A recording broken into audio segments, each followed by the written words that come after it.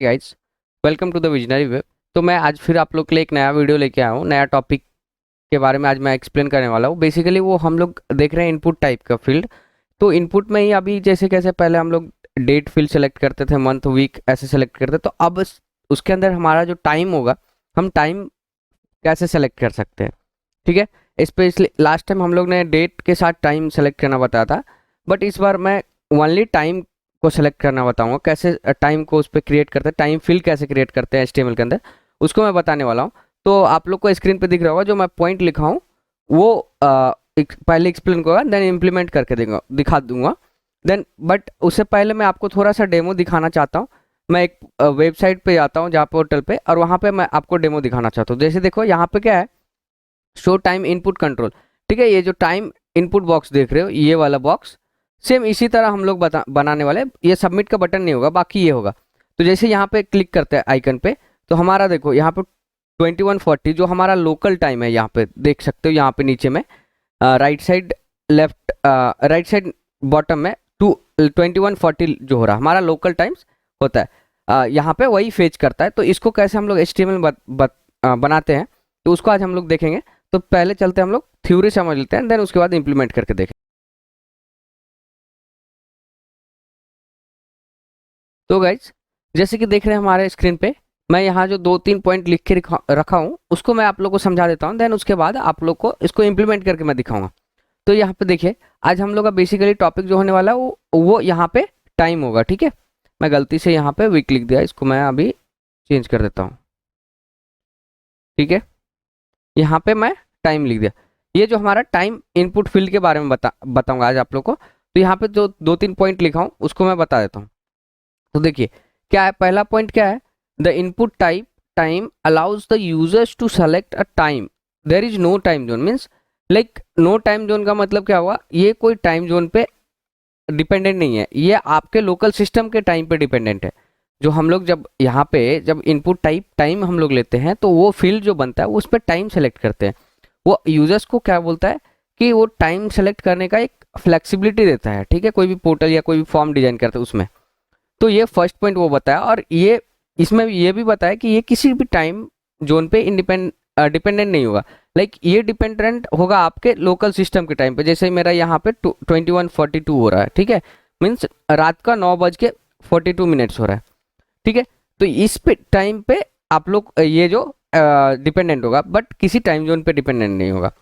दूसरा पॉइंट क्या है, if the browser support it a time picker pops up when entering the input field.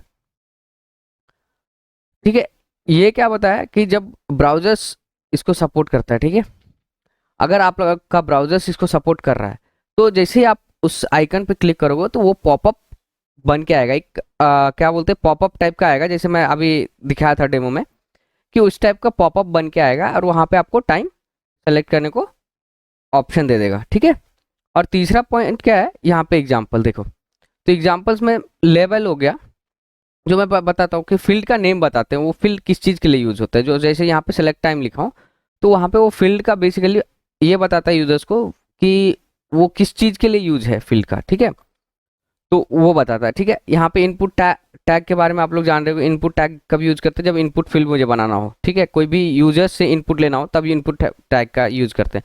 यहाँ पे type attribute, जो बेसिकली हम लोग लास्ट कुछ 5-6-7-8 वीडियो से हम लोग जो पढ़ते आ रहे हैं टाइप एट्रीब्यूट के बारे में। ठीक है, तो उसमें अलग अलग वैल्यू चेंज करके फील्ड को अलग अलग टाइप का बनाते हैं। तो इसी तरह यहाँ पे टाइप एट्रीब्यूट का वैल्यू अगर हम टाइम दे देते हैं, तो वहाँ पे टाइम सेलेक्ट करने के लिए यूजर्स को ये फ्लेक्सिबिलिटी देता है। ठीक है, फॉर्म के अंदर।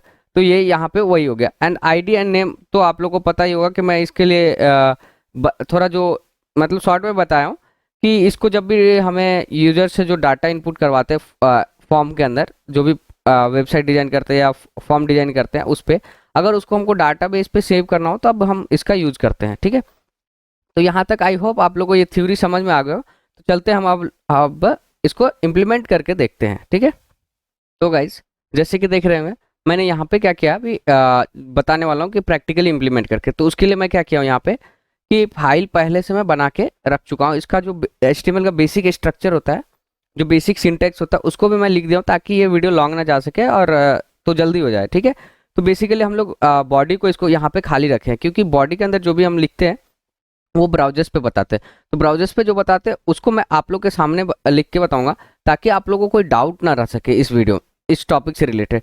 तो चलिए हम लोग इसको अभी देखते हैं, ठीक है। तो पहले हम क्या कर देते हैं, यहाँ पे बॉडी के अंदर मैं यहाँ पे H1 लिख देता हूँ, मीन्स H1 लिख दिया, ठीक है। टाइम इनपुट टाइप लिख देता हूँ, time input type in HTML, ठीक है। मैं इतना लिख करके इसको मैं Ctrl+S से सेव कर देता हूँ।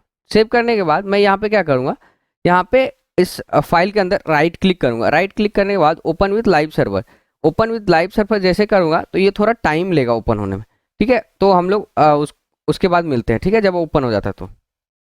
तो गाइज जैसे कि देखिए यहाँ पे ये हमारा जो वहाँ से लाइव सर्वर के साथ ओपन किया था, तो जो भी लिखा हूँ वो यहाँ पे ब्राउजर्स पे रिलोड हो चुका है। देखिए in time input type in HTML, ठीक है। मैं यहीं पे देखो ब्राउजर जो कोड एडिटर में मैं जो लिखा था वो वहाँ पे हो गया अभी set.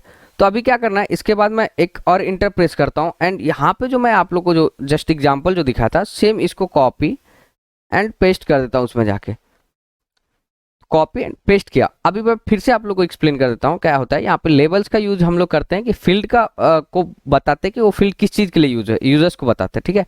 Input type input tag का जो यूज करते हैं हम लोग, जब यूजर से कुछ डेटा इनपुट लेना है तब इनपुट टैग का यूज करते हैं, तो इनपुट फील्ड बनाने के लिए।